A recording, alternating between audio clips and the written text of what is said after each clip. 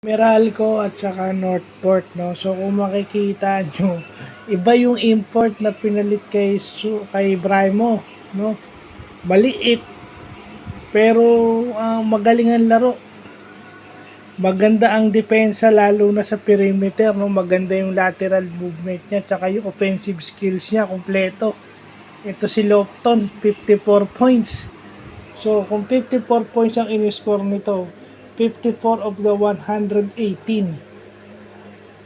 So halos 40, halos more than 50% yung galing sa import. Pero ang kagandahan doon sa game na yun, tumulong yung locals, may local support. At saka ito sa game na to sa mga nagba-basketball dyan, tingnan nyo yung laro ni Alain Maligsi. Alam nating 3-point shooter si Alain Maligsi. Pero tingnan nyo ang kagandahan na master mo rin yung mid-range. Diba? Kung talagang gusto nyong gumaling sa pagbabasketball, tingnan nyo si Alain Maligsi. Kompleto yung jump shooting game niya o yung jump shot niya. Kasi pag nadepensahan yung tres niya, pwede siyang lumapit at ganun pa rin siya ka-effective. Although alam nating may 3-point shot ito si Alain Maligsi.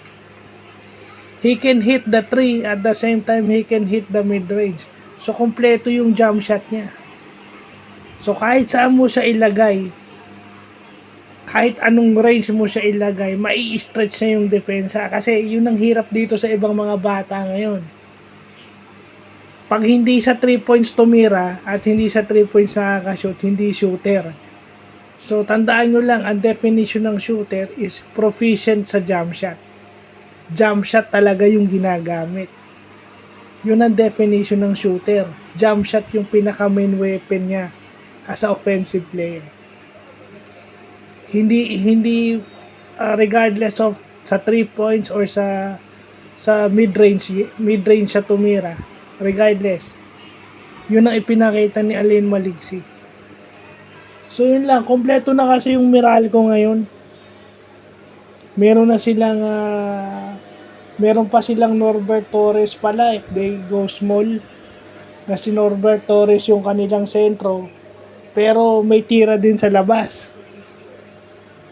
So yun, kaya sila nanalo sa Northport. Dahil doon sa import at saka doon sa local support. So yun lang po.